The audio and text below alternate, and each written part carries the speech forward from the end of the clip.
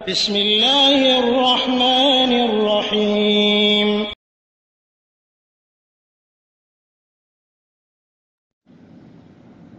আসসালামু আলাইকুম রহমতুল্লাহি ওয়া বারাকাতুহু। আলহামদুলিল্লাহ ওয়াসসালাতু ওয়াসসালামু আলা রাসূলিল্লাহ নবিয়িনা মুহাম্মদ ওয়া আলা আলিহি ওয়া সাহবিহি আজমাইন। আমাদের একদিনই ভাই প্রশ্ন করেছেন কুরবানি বিষয়ে, কুরবানি দেওয়াটা ওয়াজিব না সুন্নাহ।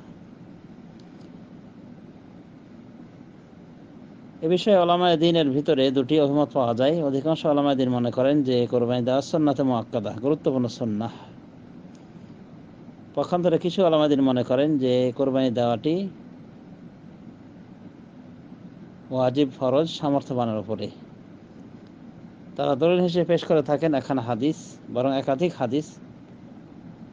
যেমন একটি হাদিস হলো, মান কানা লাহু সাআতুন ওয়া লাম ইউদাহি ফালা ইয়াকরাবান্না মুসাল্লানা। রাসূলুল্লাহ সাল্লাল্লাহু আলাইহি ওয়াসাল্লাম বলেন, যার সামর্থ্য রয়েছে কুরবানি করার কিন্তু সে কুরবানি করে না, কুরবানি দেয় না, ফালা ইয়াকরাবান্না মুসাল্লানা, সে যেন আমাদের ঈদগাহে নিকটবর্তী না হয়। হাদিসটিকে ইমাম আহমদ বর্ণনা করেছেন, হাদিস নাম্বার 7924। ইবনে মাজাহ বর্ণনা করেছেন কুরবানি অধ্যায়ে, হাদিস নাম্বার 3114। তো আরেকখানা হাদিস রয়েছে, ওটা সুনান গ্রন্থে, ইন্না আলা আহলি কুল্লি বাইতিন উদহিয়া ওয়া আতিরা। ইয়া আইয়ুহান নাস ইন্না আলা আহলি কুল্লি বাইতিন উদহিয়া ওয়া আতিরা। হে মানব মণ্ডলী, প্রত্যেক বাড়ির ওপর, প্রত্যেক পরিবারের উপরে প্রত্যেক বছর একটি করে কোরবানি রয়েছে এবং আতিরা রয়েছে। আতিরা সাধারণত ওই প্রাণী যা জবাই করা হয় রজব মাসে। তো এটা মানসুখ হয়ে গেছে, রজব মাসে এভাবে পশু জবাই করা মানসুখ হয়ে গেছে। তো আতিরা মানসুখ হওয়ার কারণে কোরবানির যে মানসুখ হবে এমন নয়, বরং কোরবানির এই বিধান সাব্যস্ত রয়েছে। আর এই বিধানটি যে সাব্যস্ত রয়েছে, এটা যে মানসুখ হয়নি তার প্রমাণ প্রবক্ত হাদিসটি, যে রাসূলুল্লাহ সাল্লাল্লাহু আলাইহি ওয়াসাল্লাম তার পূর্বের কথাকেই তাকিদ করেছেন। কি বলছেন? মান কানা লাহু সাআতুন ওয়া লাম ইউদাহি ফালা ইয়াকরাবান্না মুসাল্লানা। যার সামর্থ্য রয়েছে কোরবানি করার, এরপরও কোরবানি করে না, সেজন্য আমাদের ঈদগাহে নিকটবর্তী না হয়। এ জাতীয় হাদিস থাকার কারণে একাধিক উলামায়ে দ্বীন সামর্থ্যবানের উপর কোরবানি দেয়া ওয়াজিব বলেছেন, যাদের অন্যতম হলেন ইমাম আবু হানিফা, ইমাম রবিআ, ইমাম আউজাই, ইমাম লাইস এবং কতিপয় মালিকীদের মতেও ধনী শ্রেণীর উপর কোরবানি দেওয়া ওয়াজিব। ইমাম মালিক ও নাখি থেকেও কেউ কেউ বর্ণনা করেছেন। দেখুন আত-তালিকাত রাদিয়া আলা রাদাতিন নাদিয়া, এটা ইমাম আলবানির কিতাব, 3 নম্বর খণ্ড, 126 পৃষ্ঠা দেখুন এই কিতাবের।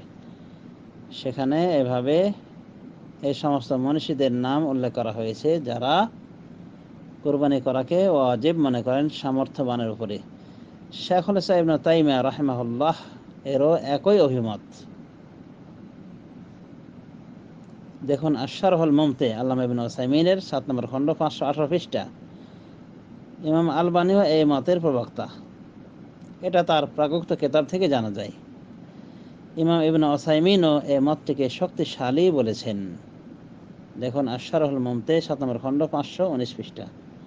অতএব কোরবানি দেয়া সামর্থ্যবানের উপর ওয়াজিব, এই মর্মের দলিলগুলি সব থেকে স্পষ্ট। জমহুর উলামায়ে দ্বীন এটাকে ওয়াজিব বলেননি, তবে সুন্নাতে মুআক্কাদা মনে করেন। তারা কিছু দলিল দেওয়ার চেষ্টা করেছেন, তবে সেই দলিলগুলো তেমন শক্তিশালী প্রমাণিত হয় না।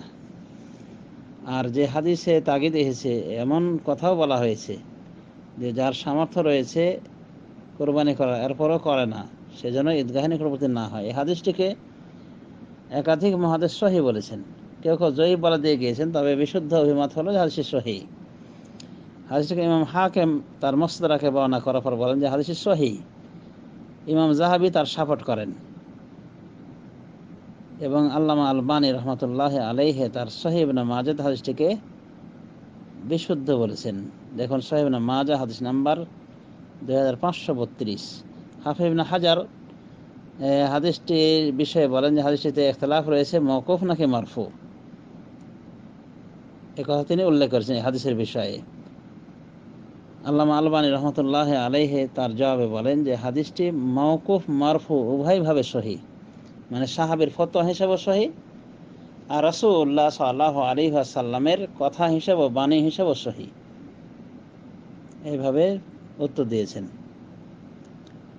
আল্লাহ কুল্লি হাল কোরবানি দেওয়া যে একটি গুরুত্বপূর্ণ ইবাদত, আশা করি আমরা বুঝতে পেরেছি। সুতরাং কোরবানি আমরা দেওয়ার চেষ্টা করব। রাসূলুল্লাহ সাল্লাল্লাহু আলাইহি ওয়াসাল্লাম তিনি মদিনায় প্রত্যেকটি বছরেই কোরবানি করেছেন, এক বছরও তিনি কোরবানি বাদ দেননি। তিনি তো কোরবানি করতেন, এমনকি কিছু কোরবানির পশু পাঠিয়ে দেন মক্কায় কোরবানি করার জন্য। তো এটি একটি গুরুত্বপূর্ণ ইবাদত আমরা বুঝতে পেরেছি। ইব্রাহিম আলাইহিস সালামের সুন্নাত এটি, এবং আমাদের প্রিয় রাসূল সাল্লাল্লাহু আলাইহি ওয়াসাল্লাম থেকেও আমরা এই আদর্শ পেয়েছি। সুতরাং কোরবানি করাটা আমাদের একটা নৈতিক দায়িত্ব, এটা ঈমানি দায়িত্ব এবং গুরুত্বপূর্ণ ইবাদত। সুতরাং এই কোরবানি করা উচিত। এটাকে ফরজ মনে করা হোক, ওয়াজিব মনে করা হোক, বা সুন্নাতে মুআক্কাদা মনে করা হোক, যাই মনে করা হোক না কেন, এই কোরবানি আমাদের দেওয়া উচিত। এমনকি মা আয়েশা রাদিয়াল্লাহু আনহা তিনি বলেছেন, বাইহাকী শরীফে এসেছে, তিনি বলেন, তুমি ঋণ করে হলো কোরবানি করো। হয়তো অনেকে মনে করে থাকেন যে ঋণ কোরবানির পথে বাধা, না, এমন না। তো এই গুরুত্বপূর্ণ ইবাদতটি আদায় করা আমাদের সকলের উচিত, বিশেষ করে আমরা যারা সামর্থ্যবান রয়েছি। আল্লাহ রাব্বুল আলামিন আমাদের সবাইকে কোরবানি সহ যাবতীয় ইবাদত বন্দেগী